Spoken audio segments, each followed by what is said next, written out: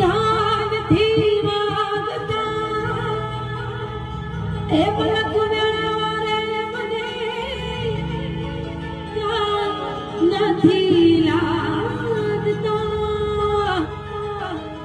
એ તારી મહેરબાની આજે વાતો મારી થાય છે એ તારી મહેરબાની આજે વાતો મારી થાય છે એ પૂછો